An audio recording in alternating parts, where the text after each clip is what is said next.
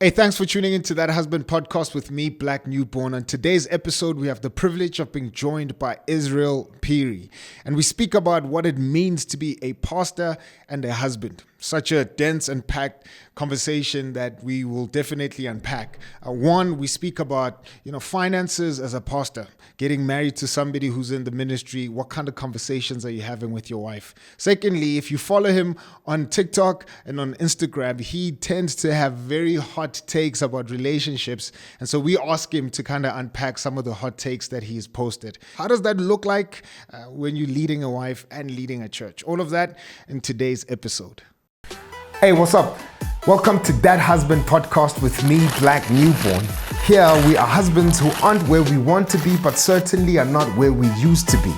We are imperfect, always failing forward, trying to know better so that we can do better.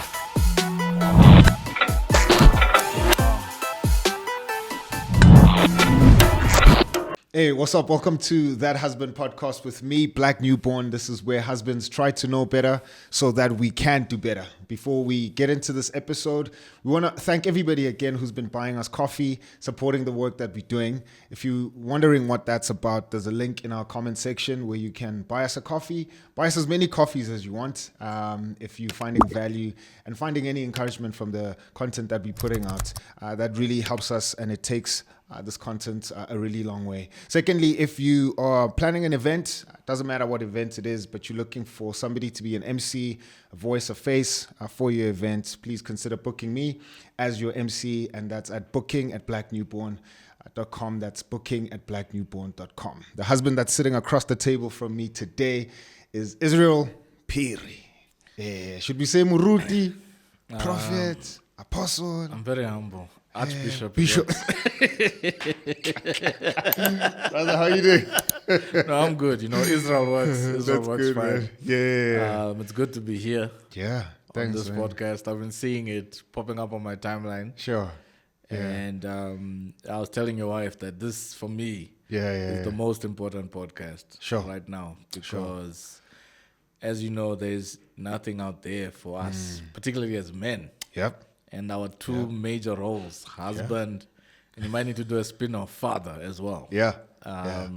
Everything is either the manosphere stuff, Red pill. be high value and sleep around. That's a real man kind of thing. Exactly. But there's nothing addressing us as men and as husbands. Sure. So you're doing a fantastic job. Thank you. This is needed. Yeah. And it's a very important podcast, and I pray that it just keeps growing.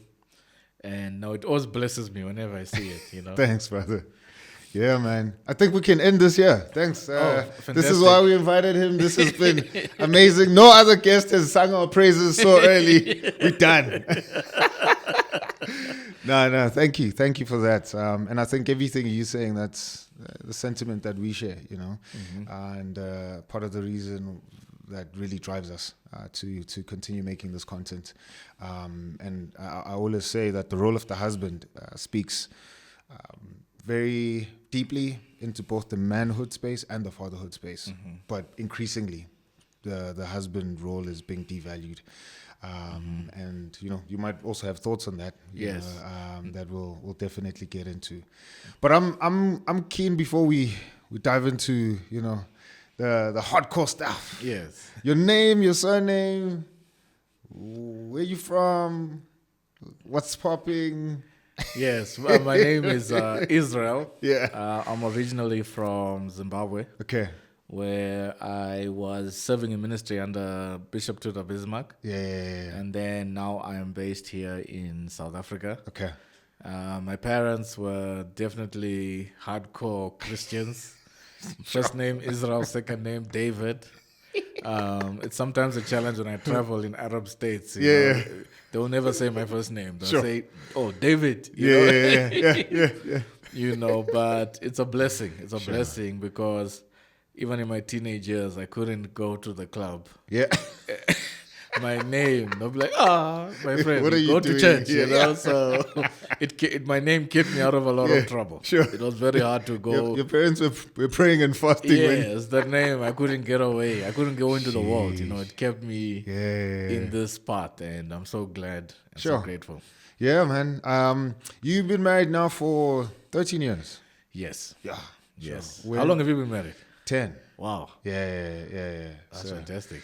Yeah. So it's, you get to 10 years and you're like, what?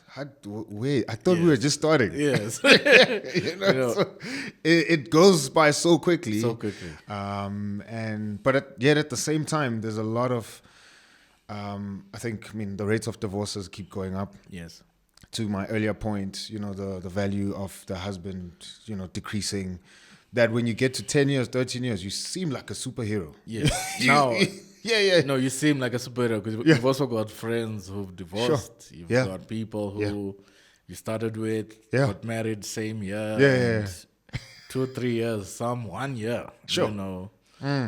So you really appreciate the grace of God that helps you get this far, and you just keep praying for more grace to keep going, because the husband is definitely a dying breed and a rare breed in this country. Yeah, exactly. The bachelor is everywhere, Yeah. but the husband Yeah. is very rare to find. Our churches are full of a lot of single ladies who've never been married or have been divorced. And then you've got a lot of bachelors in our city who, are bachelors at the age of 40, 50. Where I come from in Zim, if you're 25 and a bachelor, you're in trouble. Your parents are on your case. As a man, pulling you the out of the pressure is house. not on the ladies. Yes. The pressure is on men. They're Sure. 25. Sheesh. I even see it like in Nigeria. The pressure generally in Greater Africa is on men. That if you get to 30 and you're single and you're a bachelor, the pressure is on you. But in South Africa, it's like different. Yeah, I know. The pressure is on. There's no pressure. Yeah, on the there's no men. pressure. Yeah. The women are the ones who get the pressure that Yeah. you're getting old. You need to get married. So we definitely need a husband revival. Yeah. And so I think this podcast is really going to help break that thing in our culture Please, man. where men are not getting married at the rate that they should. And obviously there's various reasons. There's economic reasons. But for us, from a biblical perspective, it comes from the fallen nature. Yeah. Where are you, Adam? Yeah. Where are you? You're resembling our hiding. great-grandfather, yeah. Yeah, you're hiding. Sheesh. You're Yeah. hiding. And you need to come out of hiding and take your place. Our highest response, our two biggest offices are husband and father. Yeah. And without husbands, there's no strong families. And I think we might need to make a t-shirt which might offend the feminists. Yeah. The future is husband. So when we get more husbands who can build strong families, good. Yeah. it will bless the whole country. Yeah. Imagine South Africa, there's more families. And I always observe it like when we travel, you go by the beach, particularly for us in the black community, you see, like in Durban, you see Indians, mom, dad, grandpa, grandkids, Sure. white folks, and then black folks you see usually single moms with their 2-3 kids. Yep. And if it's guys, they're with girlfriends. Yes. You don't Oh, see it's a like, group of women. Yes. Yes. You don't see that thing of, hey, there's a father. And sometimes when I'm in the mall, I like to just survey how many black men have wedding rings in a mall. Sure. And I can walk through a mall and count maybe one. And it's bad. Yeah. It's really bad. No, it is. So people need to come into the Premier League of marriage. Enter the Premier League. Come on stop now. playing out there. Yeah. And I like how Casper put it that time when he was just saying that if she's your girlfriend, I mean, he triggered a lot of people. He did. She's not your woman. She's not. Yeah. It's like If you haven't paid Lobola. that was amazing. That was powerful. Yeah. So we need more examples like that, Sheesh, man, of husbands. And so, the podcast, congratulations. This is Thank you. This is powerful. Yeah. Speaking of husbands that would be exemplary, we compiling this book, to kind of help curb that issue. and encourage younger guys who are fearful of getting married, and some of them say, we don't have examples, you know. So all that we see around us is my uncle who's 50, 40, who is a bachelor, or my absent father, don't even know where the man is. And so love what you're doing, hear what you're saying, but I'm just scared, So we're trying to put names in this book, and we want to make this book available for free, to give it to guys, to encourage them, but to also encourage guys who are walking alone, who don't have the benefit of having other players who are in the Premier League, right? They're just somewhere in the Vela League alone, isolated, in some village, and they're like, sure, we don't have any other older men or peers who are husbands who are encouraging us. And so how we want to fill this book is get names from our guests, of husbands who either inspired you to get married or inspire you to stay married now. So 2 names, a husband who either inspired you to get married or inspires you to stay married, Yeah, so you want those 2 names now? Yeah. Okay, one of them obviously is a good friend of mine called Will. Okay. Will Phiri as well. He got married as well very young, I think 24. Sure. And he's been married, I think he's entering his 20 year of marriage as well, So just seeing him, how he transitioned from dating to marriage and to staying married, he's definitely another great example. Another good example of another friend of mine I would recommend also is he pastors in Semrand, Pastor Lungi Ndala. He's another good example of a good husband who's navigated husband, gospel artist, pastor, entrepreneur, and father of beautiful daughters as well in South Africa. So if I'm going to recommend 2 people to get 2 different perspectives from, those will be 2 brilliant examples of good husbands. Yeah. No, definitely put their names in the book. And hopefully we'll try and rope them to this and get them where you're sitting now. Yes. To hear their story. And I think more of those stories, more of those examples would help us, in again trying to get this husband revival going. Hey, we need it. No, it's needed. We need it. Just on that note as well, another aspect we would need to discuss about is the market as well. The dating market has changed from when we came off, There was no social media. There was no Diamond Walk. There was no dating apps. Tinder, all this stuff. So the market has also changed badly. And also for the worse, I feel sorry for both sides. For a bachelor trying to find a woman trying to find a man in this current market. I mean, there's now girlfriend's allowance. There's a lot of weird stuff that's happening. I saw a video. This lady says, if we're in the talking phase. Well, first of all, I was like, talking phase. Right? So people can be in a talking phase for months with multiple people. Yes, right. Which is bizarre and wild for me, right? But then she's basically giving advice to guys on how to be effective in the talking phase, and she says, don't ask me what restaurant I want to go to. Don't ask me, what I want to eat. Don't ask me what I'm doing. Just come with a plan, and I tell you, that's going to move you quicker out of the talking phase. I'm like, all these demands now. No, it's tough. It's tough. And I think as well, another good start would also be like how social media has also affected men when it comes to selecting and even just not being out there. People are more approaching women on DMs than direct. It took courage to approach a woman, ask her for a number, ask her to go for a movie. You could be rejected. Now it's just a DM, yes, no, okay, next. So even the persistence is not there anymore. What kind of husbands are we going to build like that, though? Hey. So if I'm just moving from DM to DM, app to app, and eventually I do land, prospect, we get married. Get married. What kind of training have have I been, building up, this not having any resilience, not having any No endurance, resilience, not exactly. having any and having persistence. multiple DMs. So you're Yeah. coming in with all those DMs. Yeah. Lord help us. Yeah. We'll get to these husbands. How many talking stages are still not yet? I've not gone quiet. No. Why did you get married? I got married because it was time. Yeah. And I had found the right person, and I was ready. I was now ready to settle down. Sure. And like I said, in our culture, it's you just don't pass. You don't go past 25. You don't approach 30. Sure. Single. You are.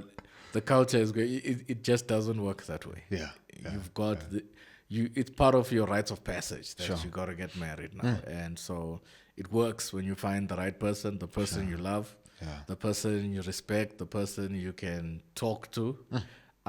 Because for me, I love intelligence. I love someone I can talk to. Because there's going to be a lot of talking in this. Tons. So if we can't have a conversation, whether it's a deep, shallow, comedic, Christian, we're going to have problems. So once we are able to relate intellectually, spiritually, and even on a humor level, we're off to the races. So finding the person with that mix was so important to me. That's great, man. Because I like talking. And if I can't talk to you, oh my goodness. Sure. I mean, when you saw your wife, and you'll probably tell us how you met, because some people hear that and they say, well, like you can't see intelligence. Yes. Obviously attraction matters, physical appearance. Yes. So how did you meet her? Where did you meet her? At what point did you decide she was smart enough? Yes. Initially, I was like, what's happening here? No, we met again by the providence of God. I was at a conference. Yeah.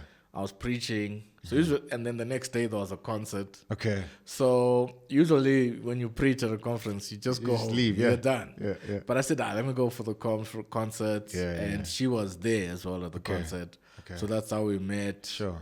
Exchanged the numbers. Didn't talk for a year. For a year? Yes. Did you think she was attractive when you saw her, or were you just thinking? I thought she was nice, but I've never really mixed. I've never had the habit of mixing church and women. Basically, I don't turn the conversation from Lord, I give. What's your number? I don't sing oceans and then. So I raise my hands and probably lay them as well. It's just been a discipline I've had. Sure. That church, when I'm at church, I'm not here. You my sister. Yeah, it's not a hunting ground. Yeah. It's not. So generally, I always stay like in that business mode. Yes. I had a friend. Hey, he's no more in ministry, but he could get a number. Sheesh. In a prayer meeting. Yeah. With our eyes closed. He could pull out a number. But I was just asking him, how do you turn it from prayer to what's your number?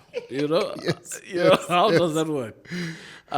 So we just stayed friendly through BlackBerry those days. Yeah, through BBM, come on. Yeah. Through BBM, Sure. That's how we just stayed. And then from there, we started to just meet up, do some dates. Mm-hmm. And then one thing led to another. I bought a ring and life went on. Yeah. How long did you guys date? We dated for about 9 months. Okay. 9 months. We dated for 9 months. And then, I'm also like that. I'm decisive like that as well. I don't want to go on a 40-year wilderness, Sure. And even before her, even that time when I first met her, I'm one of those guys where if I've just broken up, I'm not jumping in on the next. I like a long... I like a long break. Let me heal. I can do like a year. Or that's why when I watch those Date My Family, been single for a year. I'm like, that's normal. I need to shut this down. I don't need to carry it into the next, Sure. So even after that, it just helped also have that break and be able to transition and get married. Sure. So 9 months, got married. Yes. And you had been in the ministry at that point because you now it's 21 years now. Yes. Sure. So 21 years, been married for 13. Yes. How did you then, from moving from, church is church, women are women, to now, big in church with a woman? Yes. No, How did it's that it's transition a happen? different transition because now it's different. I think pastors' wives will have their own books that, Yep. being able to see every side of you, apart from the anointed preaching side of you. I think it takes a special grace to be able to be a pastor's wife. Yeah. But I think it also ultimately takes friendship and real love. Sure. And real grace to understand that, he's a pastor, but he's also a human being. Yep. There's moments where he's discouraged. There's moments where he's depressed. There's moments where he's angry. There's moments where he doesn't want to talk. And just understanding that, just the different seasons of your life, which a pastor's wife sees. Pastors' wives are real Christians. Because Say that again. pastors' wives are real Christians. You have not been in ministry till you've had to preach while your wife is angry. Yeah. And in the front row. Yeah. The first trick is, the And- first way to deal with that is, let's just clap hands for my wife today. She's dressed. Show them your outfit, babe. You are the most, when there's too many compliments, know that something. But you heaping up calls for yourself because she's like, I can't believe you did this. You see. And then also avoid ambushing her in the sermon. To say, oh, babes, I didn't tell you about this, but the other day I bought a car. She'll be like, So you learn those things as you grow. That you know what, if you're going to put her in the message, let it be something she knows and not a shocker. Yeah. Pastors' wives always suffer as illustrations. Yes. And pastors' kids. Yes, They're always yes. illustrations. No, just try and keep them out. And just like my bishop always used to use his wife, but in a way where he's just pouring out love on her. It's great, man. Yeah. So that's a beautiful example. He always talk about his wife in a way that Sure. he makes her big in our hearts and in our minds and great. shows us how much he cares for her. And I think that's a good way to also approach Yeah. that. But balancing marriage and ministry, it's good if you're not a different person as well. If you're living a double life, Sure. it will kill your wife. Yeah. If you have something else in church and something else at home. Yeah. It will destroy her. How has it been humbling for you? Because, we see you standing by the pulpit preaching. So you have, well-crafted sermons. You're very, textual and contextual. Hey. And you're eloquent. And we like, this is amazing, right? But this whole week, you've been a rubbish husband. Hey. And your wife is even sitting there thinking, like, I can't even take him seriously. You see. Knowing that, this week he's done ABC, hasn't apologized, and yet he's preaching about forgiveness. Hey. Or, how has that humbling process been for you? And I say that as somebody who's going through that, who knows that, I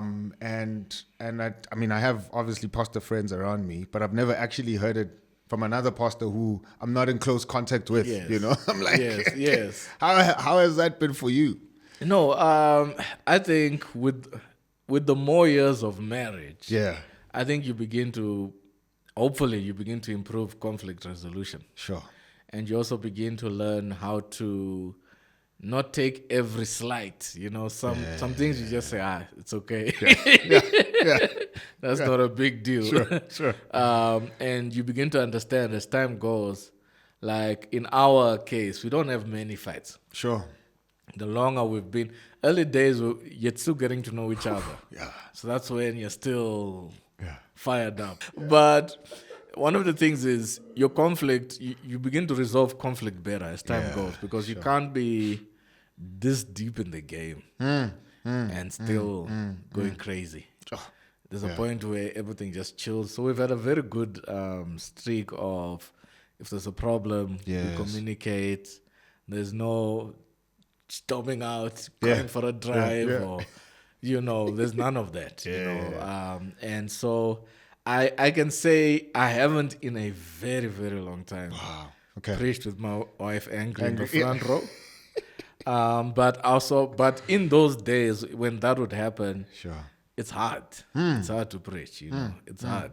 It's hard to preach with an angry wife. Yeah. You got to fight to make sure that you fight on Monday, not Saturday. Portion your fights. Schedule them. You can't. You don't want to enter that place. Nah. With that smoke. You don't want that smoke. And it's not hard. good for you. It's not good for her. Yeah. And you're not going to flow right. I've never preached well while she's angry. Sure. I've never. Yeah, that's true, man. But when she's good and I'm good, it's the best. Sure. And it's just psychologically healthy. And it's also healthy for the marriage because she also is able to say, that was a good message from a good place. Not begrudgingly, She can say, wow, that was fantastic, And her approval of everybody. Yeah. Her approval of your sermon. She's going to be the most honest. Yeah. She can say, but that was long. Hey, you could have ended it. You kept going. You had too many jokes. But that thing you said there, you'll be cancelled. You're going to get cancelled. Yes. So her approval matters a lot. And when you get it, when you get that rubber stamp, you're good to go, Yeah. But conflict resolution is also a matter of grace. When you understand your fallen condition and you also understand your self-centeredness, that, Lord, this is just my self-centeredness. Yeah. This is just my pride. I'm getting angry for nothing. I need to apologize. Yeah. I need to seek peace, and even because sometimes in a conflict, your partner can be like, okay, it's okay. Yeah, it's leave it. Yeah. I never allow that. If it's not fine, this conversation is not stopping. We're not giving up on this thing. Sure. We're going to wrestle till this thing. We're not going to, neither one of us. Sure. If you want to give up on this, no. We got to talk this thing through. We got to get to a resolution. That's what marriage is. And I don't want, and that thing of the sun go down, it's important. Yeah. Because if you let this thing stew, it just escalates. Yeah. And it's horrible. Never enter the pulpit at war with your wife. No. With all your might. That scripture of go to your brother and apologize before you come. It's for preaching. Yeah. And it's for marriage. Sure. You never want to get up there with division, with conflict. Yeah. And a good way to solve that sometimes is to have two cars. You arrive your time, I arrive my time. I don't want a car argument about parking. I skip the red lights. Need to go I don't want to give the devil. I'll Uber. Yes. You come with the car. We'll talk after. Oh Lord. So that can save your marriage as well on a Sunday. Sure. Just coming in my bishop taught me that principle. Just come in two separate cars. Yeah. Just in case the enemy just you're running late. Let's go. You're always late. You wanna go in? Amen. Hallelujah. Nah.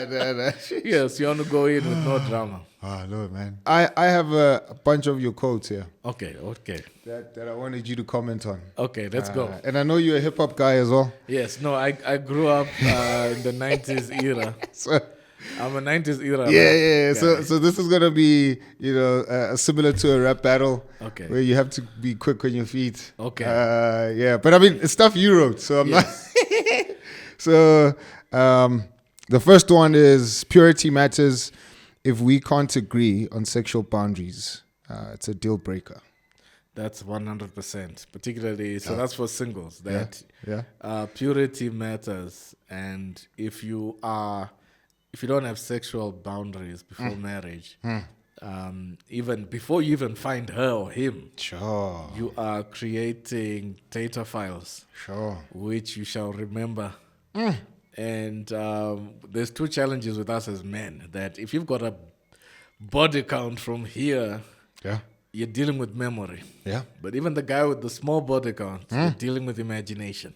Sure. So our fallen nature, you're not safe either way. If you don't submit to the Lord, you're going to have either memory or imagination, because you're like, I wonder what that is like. I wonder, or I remember Lerato. I remember. And now you start comparing your wife with Lerato. Yeah. You know, when you're worshiping those satanic flashbacks. So you're like, Satanic and then they see you going like this, they think it's the Lord, but you're like, get out of my You're mind. fighting. Devil. You're like, devil, get out of here. Sheesh. And they're like, wow, the Lord must be. Yeah. So if you've got that track record, and then I also say like to the men that no woman can compete with porn and win. Because no woman, whether it's Kim Kardashian, whether it's Beyonce, no woman can compete with pornography and win, because it taps into an imagination area which is out of this world, and it ruins everything.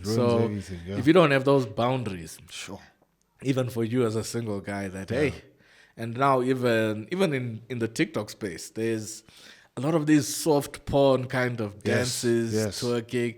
So you're just there minding your own business. You're getting your Joshua Sellerman. You're getting your Damina. I get Damina every day. It's fraud. It's every day I'm getting it's fraud. But every now and then there's some Amapiano dance channel, and if you stay there too long, your algorithm is going to change. It's going to change. And then before you know it, it's just as bad as the hardcore. And now you got these ladies who every day they sexualize themselves. Instagram, TikTok, and it's a major problem as well. So I can imagine like a bachelor who's being hit every day. That's part of the delay. You're hoping that there's something else out there. Don't look for it on TikTok. Don't look for it. So you got to have boundaries on your phone, boundaries with other women. In fact, 95% of staying out of sexual trouble is boundaries. So if you don't have boundaries as a single person, you're in trouble. Because in marriage, if you also don't have boundaries, Quick, I mean, it's your zip management. Yes, that's part of zip management. That it's access. Access, because it's all about access. And unfortunately, because of social media and stuff, we're easily accessible. Anyone can send you a message. Anyone can put a comment. Anyone can like. Anyone can befriend you. You can have like I've had some big celebrities from the States just follow Instagram. I don't follow back. That's part of my boundaries. Like I don't follow back. I don't want to see. And I even had pastors' wives, because I used to follow pastors and pastors' wives. I've seen pastors' wives post yoga pants. Once you do that, unfollow. Done. I don't. It has nothing to do with you. I'm managing my zip. Yes, I'm managing my life here. That's my life. I'm fighting for my life. You're killing me with this unfollow.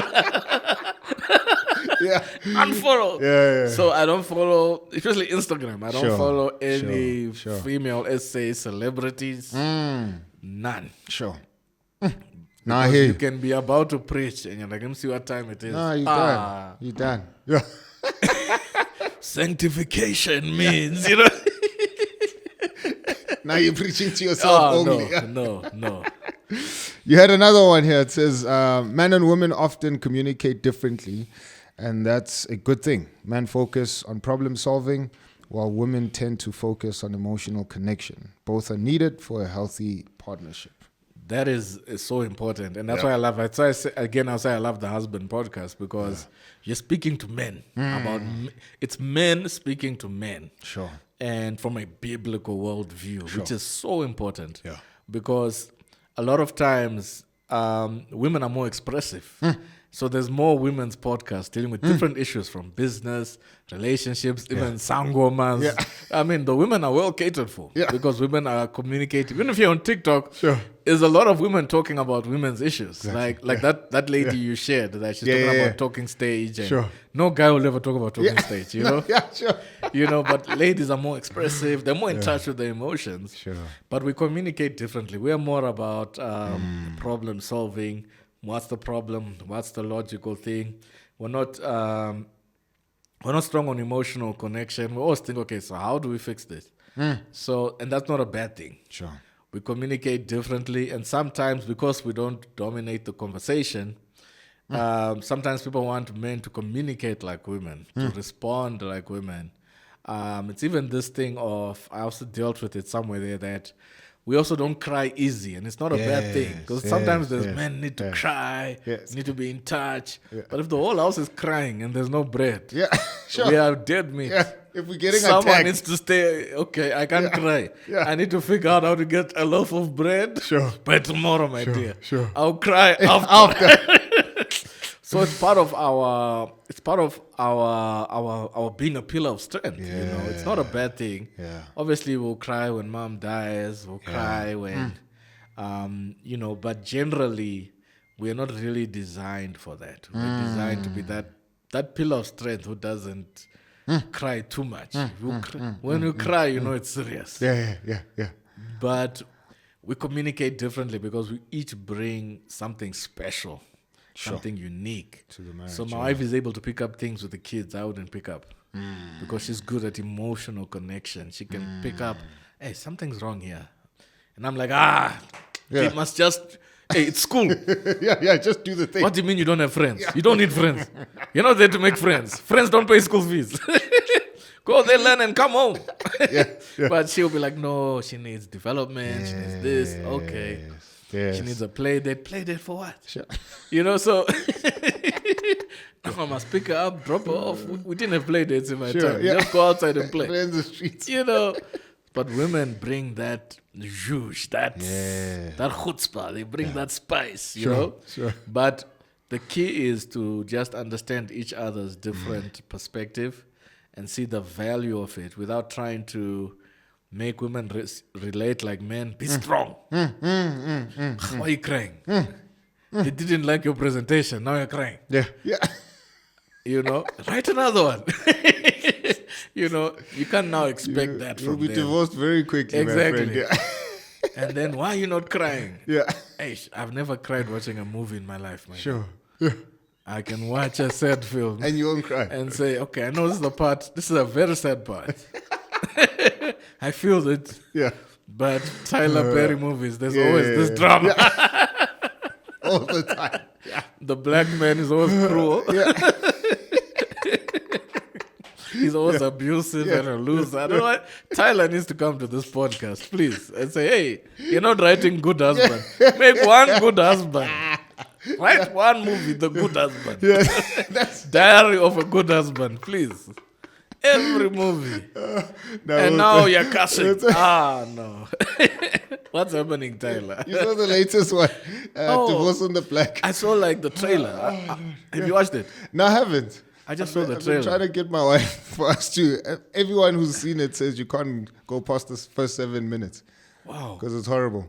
All I saw is this guy who wants to get divorced and is screaming at his wife in a restaurant in front of everyone. Sure. Again, the angry black man. Yeah. And then in South Africa, all our shows, it's the cheating husband. Yeah. There's Chola never 99. there's never the husband who just loves his wife, loves his kids. Sure. And, they've got other problems. Yeah. And maybe you could even speak into this because then we are called Sims. You see. Manosphere, Red Pill guys. I mean, there's a bunch of... Not a bunch.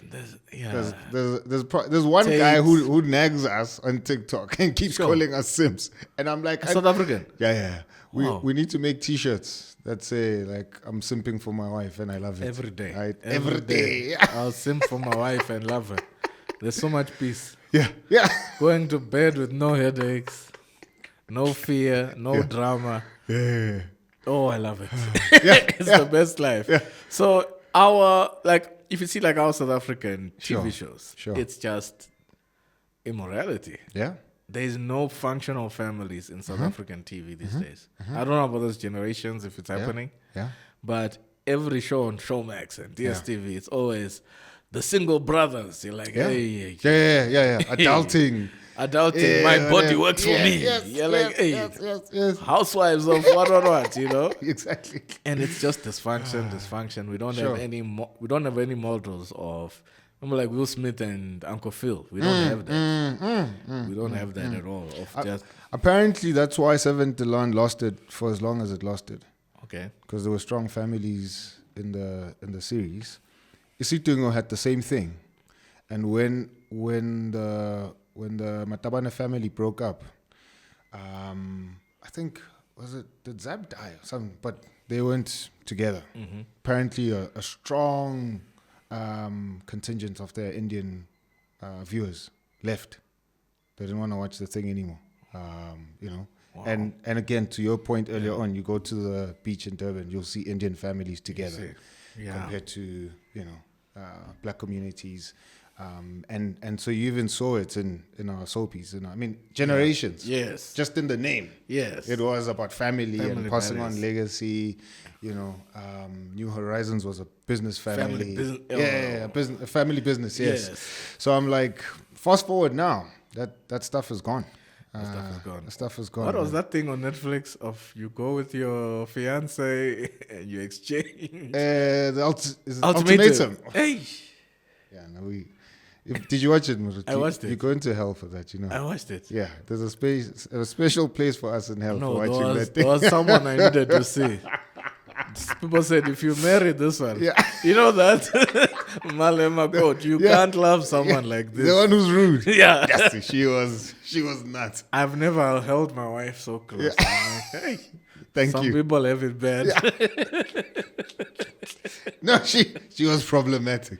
No. And it's not even like guys complain, like everyone. Women were complaining about her. I was just like, it's so I made a comment about that lady. Yes.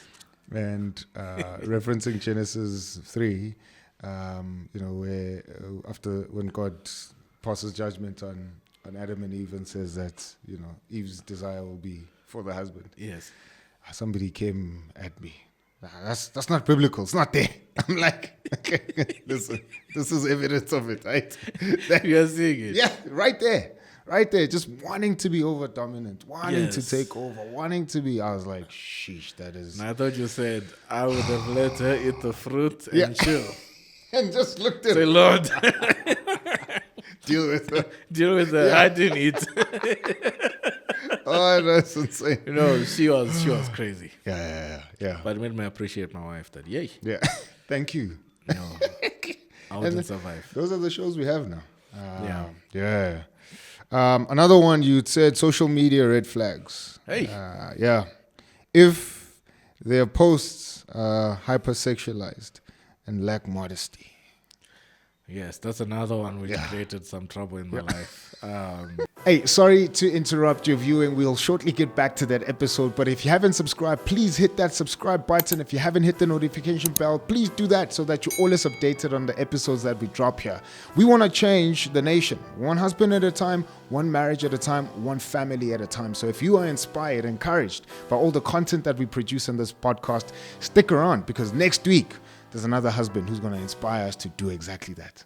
When we hurt people, we can't determine how they deal with our hurt. Yeah. Even when we are healed, I've done the work, and I'm like, a new man, I'm progressive, this, and this, I'm making an effort. Yeah. It doesn't mean that she can meet me where I am now. Sure. Because she still needs to process her trauma that I put upon her. And you need to take accountability for that, yeah. I have to.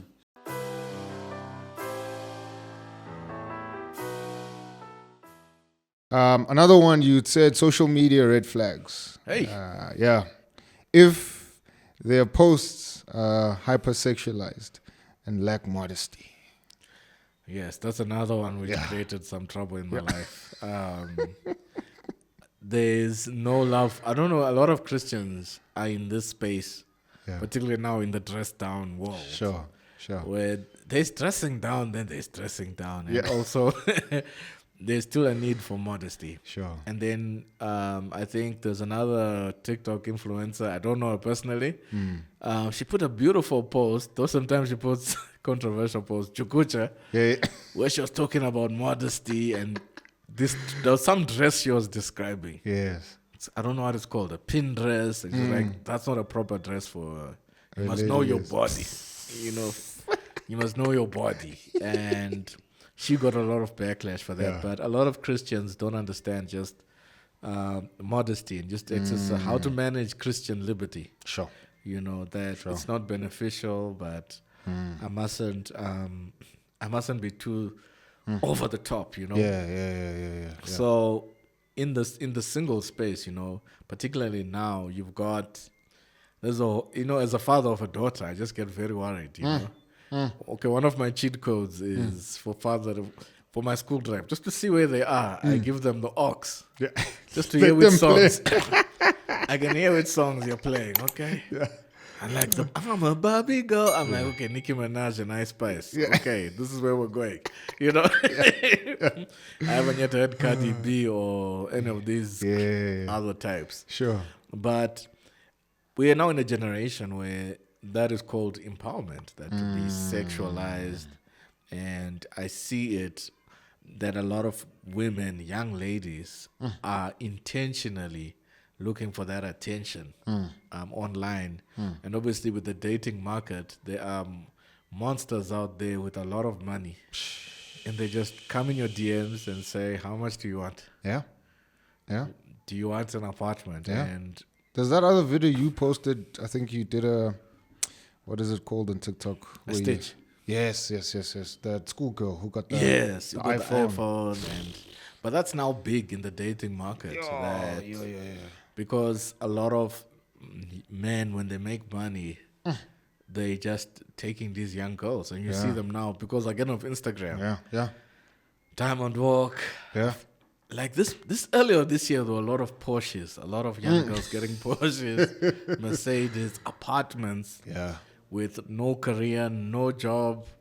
It's not like back in the day where you're a DJ, you're an MC. Sure. The influencers we grew up with were actually in the entertainment They were industry. doing stuff. They weren't just online. Going on vacations. Yeah. When, like this time when it's school term, you're like, vacation. When I've got drop-offs and pickups, I've got this, I've got, This is not vacation time. No. Vacation is planned around the kids' school terms. Sure. You got people going to Dubai, going to Bali, and you're like, how are they doing this? Sure. And it's obviously being financed by mismanaged zips. Hey. Because there's a connection between the zip and the wallet. Yeah. If you don't manage it's a short distance. It's a short distance.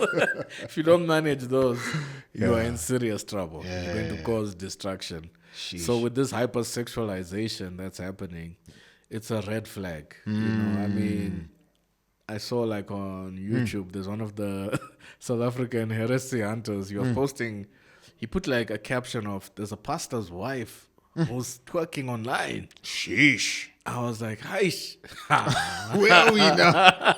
Talk for Jesus. Now, twerking online, a pastor's wife. And I'm like, that's where we are now. That's crazy. And then you've got those who post bikini, Jeremiah 14, God's daughter. Yes, get ready with me, and it's get ready, as in from bathroom. This is supposed to be for my husband only. You'll have someone putting a Maverick City, and Lord. it's crazy. God, You'll have someone posting, the first picture is prayer. The next picture, okay, bikinis and stuff you can get away with if you're like at the beach. And then there's those gym exercising where it's like, are you exercising or what? Yeah. Why is everything squats? Yeah. Why is it no biceps, no tread? It's just always. You're like, You've been sent. You've been sent, everything is just cheeks, Yeah. It's like, Yeah. So that's the hard reality of this hypersexualized. So if you're going to marry someone like that, and obviously you got examples now like Ciara, Beyonce, who try and also say, no, it's okay, it's work. But hey, good luck. That's a red flag. That's tough, man. Yeah. What would we say modesty looks like for the man? Modesty for the man. Hey, that's a tough one, I guess. Yeah. Because then you'll get women saying, if you guys wear your skinny jeans, your skinny jeans, the gray Grace, tracksuit hey. pants, if guys are topless, Yeah. Like the guy is gymming, he's topless. He's not Yes. doing squats, but he's here. It's chest day. it's just thing, Yeah. Like when I'm abroad, like if it's hot, like I'm in a city like Paris, I can walk without my shirt. Sure. But I'm not gonna. You're gonna do that here. I'm gonna take a picture Sure. and share it. If I'm by the beach, I'm gonna take a shirtless picture, and that's for me as a pastor because you don't want to ever put that out there. I know there's people now who take beach pictures, husband, wife. It's just not ideal. Sure. I remember like when Pastor Carl had that other picture without the shirt. Yeah. And Yeah. Even Those pictures, even Todd had a the thing. day you fall, that's the picture. They're gonna put it in the newspaper. They must put the picture of a suit, They must not find. They must just find the suit and the tie like this. Yeah. They must never find that picture because they always hit him with that one, Yeah. They Always. always bring that one out, So, but that was too much. Yeah. No, it is.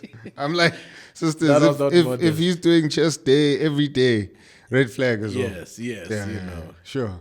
So hey, no, because that one was crazy. So I think just topless, shirtless, shorts, swimming,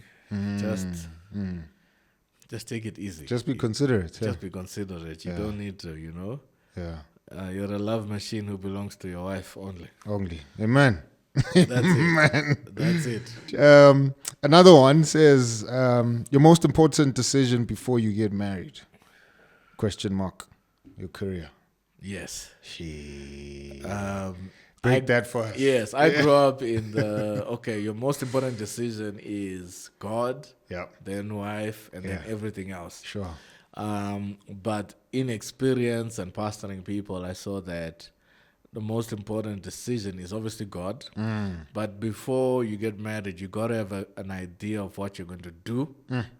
And even after career, geography, where you're going to do it. Because you don't want to get... there's an old parable which was said by this pastor that you don't want to get on a bus and ask, where is this going? When you're halfway on the journey. Sure. You want to know, is this going to Cape Town? Sure. Is this going to Polokwane? What are we doing? And so career guidance matters a lot, particularly for men. You got to be very clear with what you are doing. So when she gets into it, there isn't that conversation of, how can I submit to a fool? You're like, no. Before you got married, you must know that. Where is he going? I'm marrying this person, they're doing this. I can't now halfway say, I don't believe in Jesus. You married a pastor. You can't halfway say, I actually don't like jazz. Yeah. I prefer hip hop. Yeah. You married a jazz pianist, Sure. So it's so important to have a clear idea of what you're getting into. Yeah. Know your career, and then you bring someone in. There's that proverb which says, before you build your house, make sure your work in the field is together. And that's like the whole Jewish way of thinking that when they get into the promised land, they're going to first plow the field, put seed, and then build the house. So you got to have an idea of your career, what you're doing, because that's going to affect everything. What happens when your career changes 5 years into the marriage? And then I've heard pastors' wives. I met one pastor's wife who said, when I married this guy, I thought we were going to be at the metros, the Grammys, because he was a DJ. Yes. And he was working for a very prominent radio station at that point. It was like late 80s. And then they get married and lightning from the sky. God is like, oh my Lord. This guy's a pastor. You're in trouble. And it's just like, I married you for the summers, bro. Yes. Now I'm going to, what's that one? What's the Christian version one in Durban? I don't know, forget it. Crown Gospel. No. Yeah. I'm not going to Crown. You know, I'm going to the Ingoma, and we thought we're going to I the thought I'm seeing metros. DJ Zintle, now I'm seeing Rebecca. You know, what's going on? You know.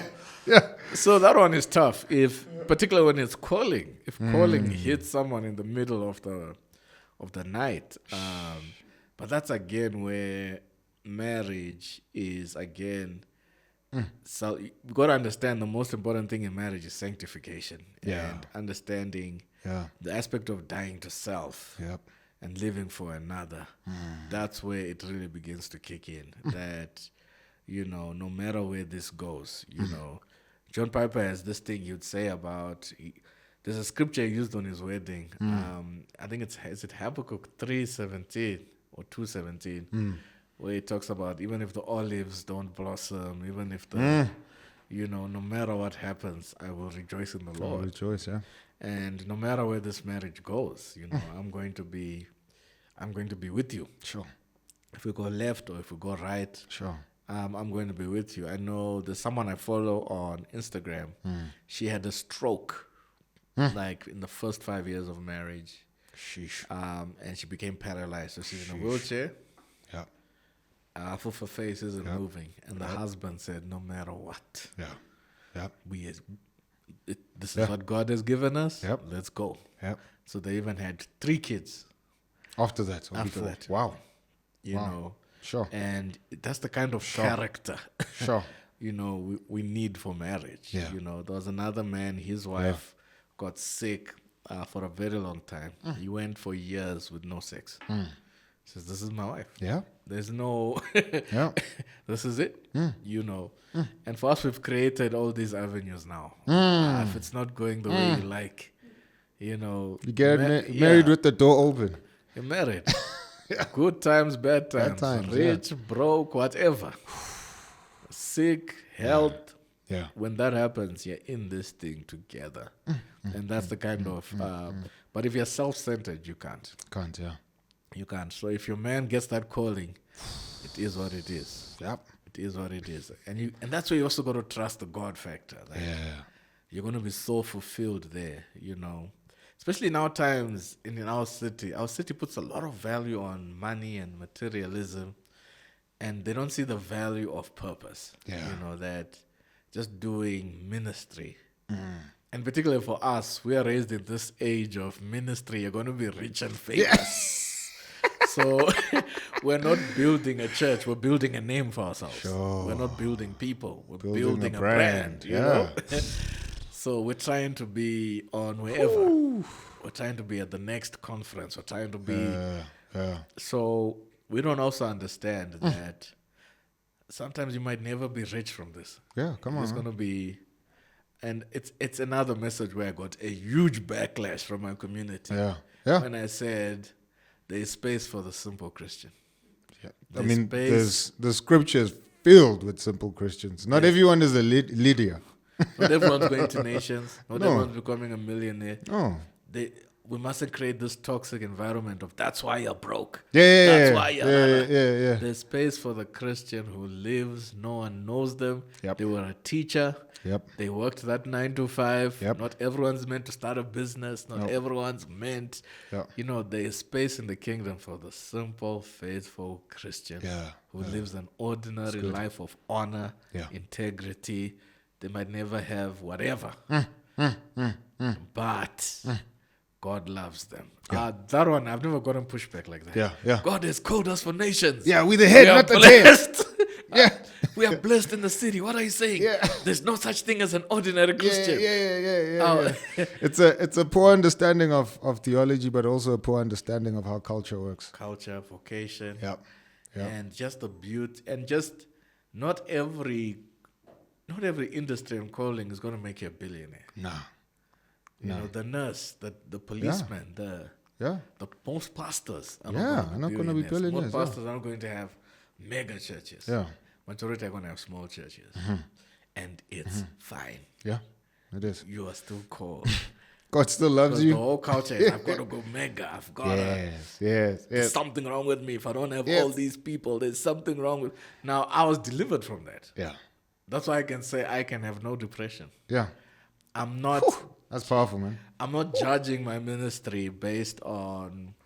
I'm not judging it based on what I thought I was trying to do. Yes. You know, I'm trusting God, being as effective, spreading the gospel Come on. promiscuously, Yeah. and trusting Him to change and bring the increase. Yeah. But I'm fine if it never happens. Sure. I'm not going to. It's not why kill you're in myself. it. Yeah. I'm not going to kill myself if it doesn't become 10,000 and TV You screens. have 10,000 conferences. Yeah. No. 10 books. No, if I'm as faithful and as good, fruitful and as productive, Yes. I'm good. Yes. I'm We're good. called to faithfulness, not effectiveness. Exactly. Yeah, sure. I'm not worried about being, back in the day, you want to be invited in the States every year. And I've preached there a lot of times, but I'm fine being in South Africa. Yeah. That's what God has called I'm you. fine being here. Yeah. I'm fine being in this city. Sure. I'm happy just always praying and thinking and, how do we minister here? How do we bring people into the gospel, Even the church we are buying, it's not in most mid-randy, four-waysy kind of area. Yes. It's in a middle-income area, but it's the perfect church. It's good, man. Because part of the things we want to do there is have a food program. There's a couple of homeless people there. I'm already thinking, fantastic. We start a nice soup kitchen here. Before you come, Romans. Yeah, let's go. Feed people. So a couple of kids outside. What can we do? Let's do like a Photoshop center. Use the University of YouTube. How can we teach people Photoshop? Yeah. Premiere Pro. Sure. The skills we know. Yeah. How can we teach you how to create content, how to create your podcast, how to create a website. How can we be a blessing to this community? Sure. Which is what the church is called to be. Yeah. So I'm really looking forward to that phase now when we get our own place. It's an old Dutch Reformed church. And the first thing they asked me was, are you taking out all the pews? I was like, I love it like this. Yeah. We'll add some modifications. Yeah. But I You love might these paint pews. them white. Yeah, we'll change the carpet, but the pews are staying. Yeah. The wooden pews are gorgeous. I love them. This would be a perfect place for weddings and funerals. Class. Yeah. So, It's classic. so just to keep that old feel to it and just that Yeah. character to it. Sure. We're not going to lose the character. Yeah, that's great, man. So excited with that. It's Luther who said, I'm gonna paraphrase, but the teacher is God teaching the nations. Yes. The doctor is God healing the nations. Sure. The policeman is God protecting the nations. You Sure. know, the artist is God awakening the imagination of the nations. You know, so don't despise being a teacher. Don't despise being a policeman. Don't despise being a nurse. Don't despise being a mom at home. Right? But we are all God's extension in how He's looking after His creation. Through all these vocations. So this whole thing that I'm like, what kind of world will we have if we're all billionaires? Yes, all billionaires. I mean, even that does not make any economic sense. But That's how we'll get them saved. I'm like that. no.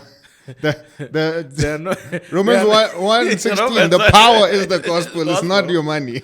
and they're suppressing the truth. Yeah. It's not your money that's going to bring It's not your them, money, man. But it's the gospel. But that one, I will never forget it. Yeah. It took a while for people to accept that reality that, wait Sure. a minute, Sure. there's nothing wrong. Because a lot of people have that burden to be millionaires and entrepreneurs. Like 9-to-5s are slammed. Like only, And they don't You're know the how slave. hard it is to be an entrepreneur. they don't know how hard it is. And they don't know how honorable it is just to work. To work. It's a gift. Any job. It's a gift. It's Yeah. a blessing. Yeah. It's amazing. So just to tell someone, Sure. someone really came crying afterwards and said, Pastor, I really hated my job. An accountant. And they were like, but I'm so thankful. After this, I'm so free. I always felt like I need to quit in 2 years and start something. And Yeah. you can if you want. Sure. But there is not. But never make it out of Yes. Yes. necessity Yes. or Yeah. feel like there's something wrong with working a 9-to-5 job. It's God evil. only works in in side hustles. It Only never works. It never works in jobs. 9 to and, 5s. You know. No way. So there's room for the ordinary Christian. Yeah. There's space for the working Christian, the 9 to 5 Christian, Yeah. the Christian with humble means, the Christian who's just here in South Africa. Sure. You need a passport. Nah. If you don't get it, Yeah, what did Gaten McKenzie say? Some of you want to change the world, but you don't even have a passport. Change where you are. Exactly. Change where you are. Yeah. Speaking of work and all of this, how did you like navigate that with your wife? You're a pastor. Yes. I mean, again, we rightly said some pastors, are just gonna live very average lives financially. Sure, God will bless others. It's fine, but generally, some people are like, I don't want to marry a pastor because maybe I don't get because of the struggle. Yeah, the trips to Paris. Right? Yes. How did you speak to your wife about? Because I mean, you were already in the ministry when you Yes. guys got together. Yeah. No, I spoke to her from the start that Sure. this is my life, and there are no guarantees, and there'll be seasons of hardship, there'll Sure. be seasons of difficulty, there'll be seasons of Yeah. challenge, and again, it's that thing of being a pastor's wife that it's also not for everybody. Sure. There's a level of grace and understanding. And again, the providence of God again works so powerfully that He gets you the right person.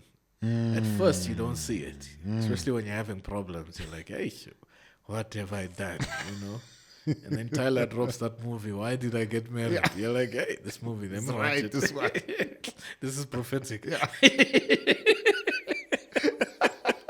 Yeah. And then you're going through that. But it's important just to love one another and to be open and honest from the start. Yeah. In terms of what it is that you want to do, where it is that you want to go, where you see this going. And also, again, I think when you're also liberated from that thing of, I'm doing this to get rich, because that's the tough part with ministry.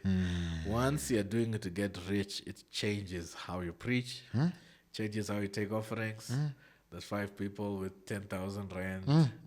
There's 6 people come. God said I must not open the doors. We're not leaving until we get that. Exactly. Whatever X amount is. Exactly. No, we're not leaving. Yeah. Until we get this amount. And abuse begins to come in that way. But your relationship with your wife, if she knows your heart, knows also your work ethic, knows your vision, knows your plans, you're not going to have problems. Yeah. And God will bless the work of your hands. Yeah. That's great. He's a good God who will not, there will be some tough times. It's not guaranteed. Again, you don't also live, you're guaranteed to sow a seed to the husband's broadcast and the blessing is coming. Sure. No, sometimes it will get bad. Sometimes it will get hard. Yeah. But God, in my journey, has always come through. How do you preach to your wife in those moments? In those moments, you just tell her, hey, babes, I am down. Let me take a break. I'll talk to you when my brains are back. But right now, I don't know how we're going to make it. Sure. But you got to have wisdom and a vision and a plan, and also not accepting it. Having the tenacity to say, okay, I got punched hard this week. I want to try something else. We're going to keep trying. We're going to keep trying. Like even in this transition we're in with venue, we've had many near misses, This one, the deal falls through. You try this one, this happens. You try, we don't want churches, That's a major one, I mean, churches... Noise levels. Yeah, parking. This venue is nice, but it's right next to residential. They're going to... there was a time we were in Park Mall, and every Sunday, this is before just coming into the pandemic. Every Sunday, police are in the back. No way. And I'm like, I have to preach this thing No way. And it might be my last sermon this Sunday. Sheesh. A neighbor kept phoning the police. Wow. So you have to navigate those moments, you know. From even the death of my father, the death that was a tough one because dies Friday night. And your sister shortly. Yes, they actually have to preach on the Sunday, you know, because there's no one on the team who can preach it. So you're preaching. I don't even remember that message. You just preach and then you go. So those moments are hard. But that's when you got the right person. When you got the right person, again, I cannot take the glory for that. It's God's grace again. You know? It's undeserved favor. You know, it's in those hard moments where you know you've got the right person. When they're able to go with you in those down moments, in those bad moments, they're still there, consistent, loving, very kind. And again, another part of my criteria in finding a wife was the heart factor as well. That the heart matters. You know, if they've got a hard heart, you're in trouble. You're in trouble. And so when I saw that ultimatum, it was like a flashback of an ex-girlfriend. I got saved. I wanted a girlfriend like that. Yeah. Who was just mean. Sheesh. And I could see it was like the Lord saying, that could be you. Ooh. And that's why I hugged my wife. I'm like, Yeah, boy. No, thank you, Lord. You know, I could see her mannerisms, her ways. It was like one for one. Yeah. So the heart, so apart from intelligence, the heart matters. You got to have someone with a good heart.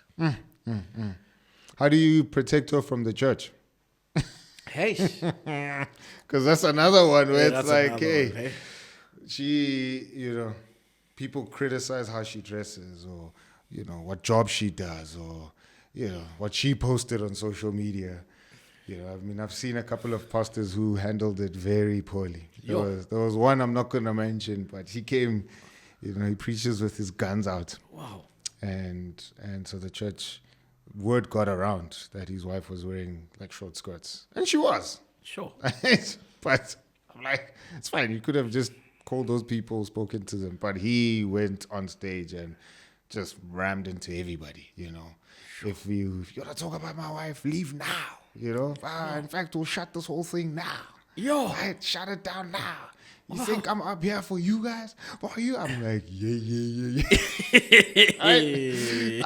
So how do you protect your pride? Send me the video after this. How do you protect your pride when the pride that God has asked you to look after suddenly becomes a bit antagonistic towards your wife? I think that's why I have to give credit to my bishop that just that culture of constantly publicly affirming and esteeming and never creating a division, like always showing how much you honor and respect publicly, never miss an opportunity, and then even privately always speaking good of her. I've really been blessed that I haven't had any drama between my wife and the church. And the other thing also with my wife as well is anytime something she feels like, I tell her, anytime something feels heavy in the church, just give it to me. You know? You know, if it's because for me, I enjoy this. Sure. I don't feel, church doesn't feel like a burden for me. Sure. If you feel like taking announcements is hard, bring it. Do what you can. You know, never feel like I'm being pressured to do this, that. Now I must do women's group, you know. You know, like from day one, there was a time she would like to sing on the mic. And I was like, you don't have a voice. That voice, my dear. It's good when you whisper in my ear. Good at home. Not in the church. So I must tell you, this is wooden mic. That's good. So that you don't create problems for you and for me. So just greet. Don't sing a song, then greet. Don't sing Ocean. Bazalwane, I have an item. Yes. So we have that kind of relationship where I can say, hey, there you were pacing too much there, baby. No. Stand still. You know? So So at least because we got that friend relationship, Sure. I'm able to also help her Yeah, man. with certain things, and she also helps me with certain things as well. She can just say, "Hey, no, I didn't like that." Yeah. She can tell me the parts she didn't like, and I can pay attention to them without. I don't get like offended. Like Sure. I can defend and say, "No, this. This is my position on this. Yes. You know." But it's important to just as well not to make her just because sometimes there's like she must be a preacher because she's the pastor's wife. You know, Yeah. I can tell her that the way you're preparing this week, let me preach. Yeah. I can have that. What is this? You know, and also your schedule doesn't allow you to preach right now. Sure. You know, you don't have to preach every week. Yeah. Or you don't have to preach because you're the pastor's wife. You know? You don't have that pressure. You can do what you're good at. You're good at marketplace. You can do like marketplace events. Sure. And show your expertise and your area of gifting, you know. There's no need to be the pastor, preacher, wife. You're free to be behind the scenes. Sure. You don't have to be, you know. That's So it's great, just man. finding what they are gifted at and not giving them what they're not gifted at. Yeah. Yeah, and I think I respect that, even just protecting the church from her. Yeah. Because some pastors tend to miss that mark, you know. Yes. So you can't sing. So I'm protecting the church from... Yes, from this voice. Yeah, it's not a family business where you're just going to... and I think once we start treating the church like it's just our gig. Yes. And Yes. then, things then fall apart, man. No, things go crazy. They fall apart. Maybe lastly, your two gifts from God. Pastor's kids. Yes. Yeah. How do you my kid, I mean, she's 5. At some point she just thought like I'm at church every day, you know. and obviously I've heard too many stories of pastors' kids who then grow up and say, "Oh, the church took my dad." Yes. You know. How have you had conversations with them around that, and how are you navigating that as a father? Yes. First of all, my daughter was our firstborn. The first problem she gave us was she made me doubt my wife's love for me. Because the way that girl loved me, I was like, I'm not loved. What have I been doing? This woman does not love me. This is love. Yeah. My daughter's love for me, it's something else. It's agape. Yeah. It's the no. She can just hug me and say, I'm like, why hugging me? I just love you. I'm like, hallelujah. So that was the first problem. I've never been loved like that. Sure. You know, my wife, I always tell her, she's playing games. This is real love. Your love is not on this level, my dear. You've been playing games. No judgment, no guilt, no shame. Everything I say is good. You're a hero, man. I'm the hero, you know? Yeah. So, that was my first problem. I've never felt loved, not even my mother. Yeah. Loved me like my daughter. It's another love. And I know you're feeling it. There's a love where, Yeah. it's special. Sure. So, just obviously keeping them in church and training them in the things of God. I've seen it pay off dividends, particularly now as she's getting older, being exposed to a lot of things. Even my son being exposed. Particularly right now in the schools, the stuff they get exposed to is just bad, you know. Yeah. And then obviously because of iPads and they get exposed to all kinds of things. Yeah. If you're not able to control and monitor that, it's a whole nother can of worms. So for me, I love them in church. They also now love to be in church. If I'm leaving them and they can't come to church, it's a problem. But they already love God. They're able to tell the difference between Christian friends and friends who don't go to church. Like at the schools they go to, my son only in his class of 19, there's only about 2 boys who go to church. The rest don't. Sure. My daughter, all of her friends, there's only 1 friend who goes to church. So they get surrounded by friends who stay home on Sunday on iPad. And you're the only one who's going to church. And so that's a problem. So friends are the ones we always have to try and watch out for. Sure. We don't do a sleepover. It's very hard. No. You know, it's just Just sleepovers we're just not into. Play dates we're fine with. Sure. But and then even with iPads, we're very controlled during the week. You get on a weekend and it's very controlled. Sure. Nothing crazy. Yeah. Because it's just a mess what they're being exposed to.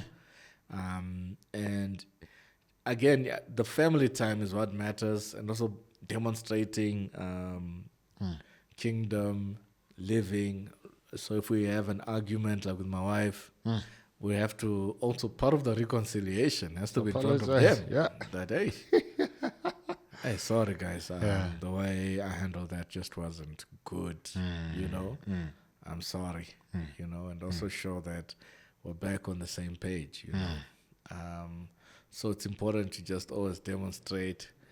And because I also grew up in a house where there was a lot of arguing. I don't know about you. Hey, my parents would argue. Holy Lord. I'm always like, I don't want that experience for my kids. Yeah.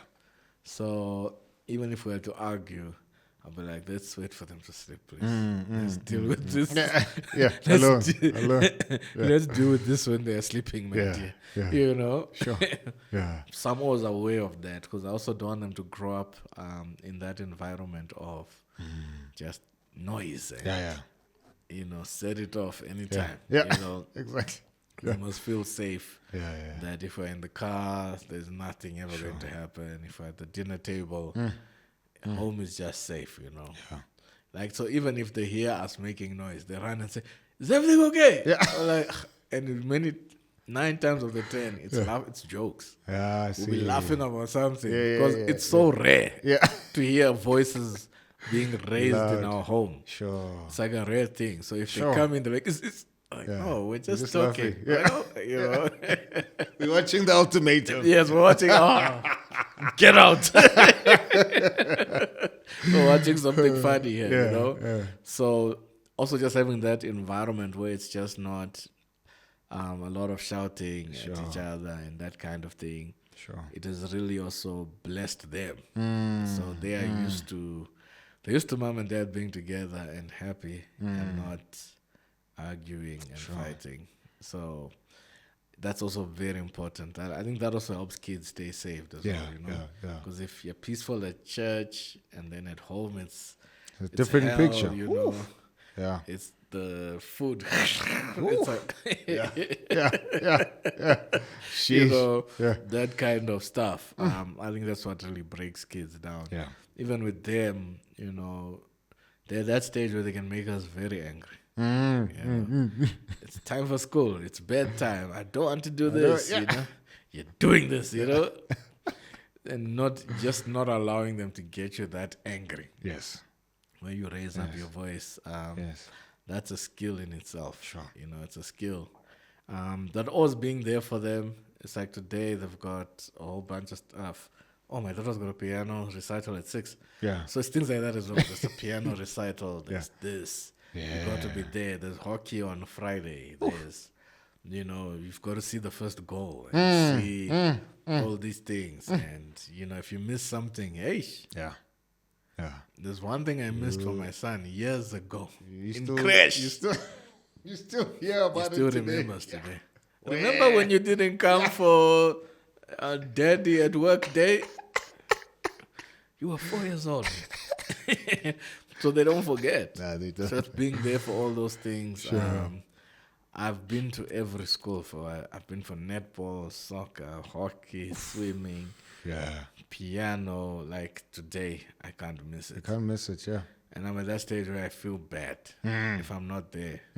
Because in my case, I was like a good soccer player. I used to score. I used to win. My parents never came for a single game. Yeah. I won many games with no one to support me, That thing is hard. That thing is hard. That thing is hard, But back then, you don't care. Because everyone's parent is not there. So when you go to the private school, exactly. You're seeing, hey, who are bunch of these soccer moms. Who are these adults, Who are these Jimmy, why is your mom here? What's with her friends. You see, so when you're young, you don't care. But now I think in this generation, we at least try. Pay for the petrol now to the games or pay for therapy when they're 20. Exactly. Yeah. Exactly. Decide which one you want to pay.